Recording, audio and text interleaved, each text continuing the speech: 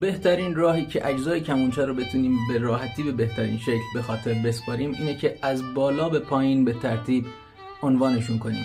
از بالا اولین قطعه تاج رو داریم. تاج نقشی در صدا نداره، اما شکلش با توجه به سازنده های مختلف میتونه فرق داشته باشه. جعبه گوشی ها 4 گوشی اصلی ساز در درون جعبه قرار میگیره که با پیچوندن اونا میتونیم کوک رو کم یا زیاد کنیم، به اصطلاح سیم رو شلتر یا سفت‌ترش کنیم.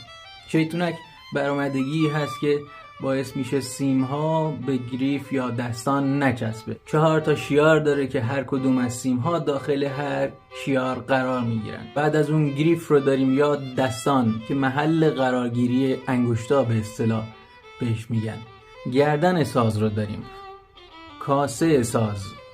بعضی از سازها کاسهشون پشت باز به اصطلاح بهشون میگن، بعضی از سازها کاسهشون پشت بسته است. خرک و شیطونک 2 تا پایه یا پل به اصطلاح هستن که سیم ها روی اونا قرار میگیرن که از گریف فاصله دارن، همونطور که طبق شکل میبینیم، تا ما بتونیم با انگشت گذاری طول سیم رو کم یا زیاد کنیم که باعث ایجاد تغییر فرکانس در صدایی که میشنویم میشه. خرک یه مقدار کج قرار میگیره، سمت سیم بم یه مقدار پایین تره که ارتعاشش رو نسبت به سیمای دیگه بتونه داشته باشه.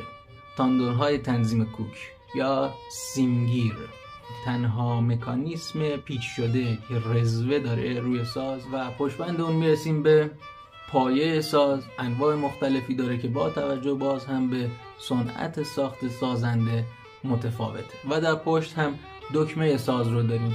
دکمه جایی است که تمام کلاف هایی که برای این کاسه کمونچه استفاده کردن میان به هم متصل میشن.